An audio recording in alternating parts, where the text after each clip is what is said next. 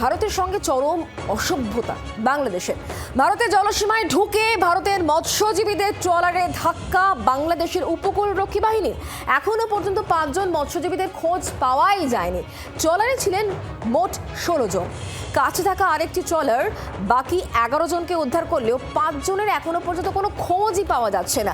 ট্রলারটিকে উদ্ধার করে বঙ্গোপসাগরের কেঁদো দ্বীপের কাছেই নিয়ে আসা হয়েছে। উদ্ধার হওয়া বাকিদের আনা হয়েছে নামখানায়। নিখোঁজদের খোঁজ এখনো চালাচ্ছে ভারতের উপকূলরক্ষী বাহিনী।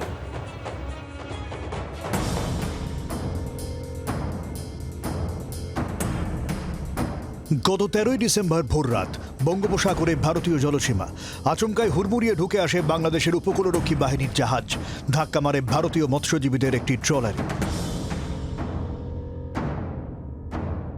বোটের ধাক্কায় বেসামাল হয়ে পড়ে ট্রলারটি। জলে ছিটকে পড়েন ট্রলারে থাকা অনেকে। ট্রলারে ছিলেন মোট 16 জন। ইতিমধ্যেই ক্ষতিগ্রস্ত ওই ট্রলারটি উদ্ধার করে নিয়ে আসা হচ্ছে কাকদ্বীপে।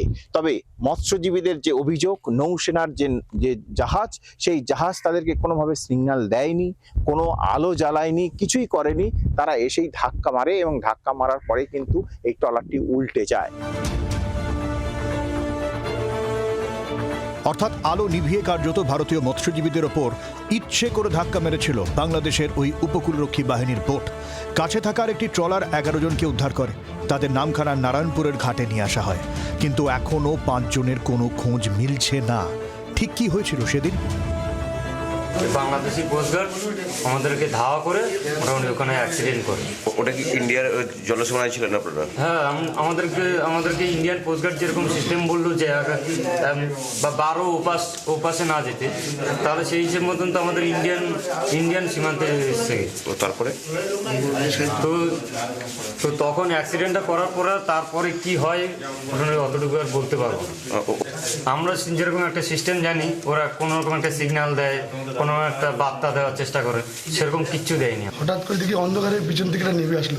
5খানা ডলার ছিল, 4টে ডলার চলে গেল, আমরা একটি ডলার রয়ে গেছি। তারপর নেভিটা ফট করে বাম সাইড থেকে ডান সাইডে ঘুরে দিল, তারপরে আমাদের কাছাকাছি হয়ে গেল।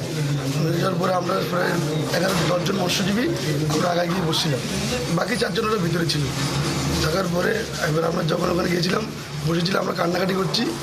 ওর ভিতরে নেভিটা এসে আমাদেরকে ডাইরেক্ট শ্যুট করে দিল, বাম সাইড করে মেরে শ্যুট করে দিল। কিছুক্ষণ দেওয়ার পরে আমাদের একটা পাল্টে দিল। যদি বাংলাদেশের উপকূলরক্ষী বাহিনী মনে করত যে তাদের জলসীমা লঙ্ঘন করেছে ভারতীয় মৎস্যজীবীরা, তাহলে তাদের কেন গ্রেফতার করা হলো না? কেন তাদের ধাক্কা মেরে জলে ফেলেই পালালো তারা? তাহলে কি স্রেফ হামলাই ছিল লক্ষ্য? ইতিমধ্যেই যে ক্ষতিগ্রস্ত ট্রলারটিকে কাকদ্বীপে আনা হচ্ছে এবং সেটাকে দেখা হবে জল সরিয়ে ওই ট্রলারের মধ্যে মৎস্যজীবীদের যে কোনো আছে কিনা বা নদী থেকে তলিয়ে গেছে কিনা, ইতিমধ্যেই তা খোঁজ খবর চালাচ্ছে প্রশাসন। জি 24 ঘন্টা, নকিবউদ্দিন গাজী, কাকদ্বীপ। বাংলার আওয়াজ, বাঙালির আবেগ, জি 24 ঘন্টা।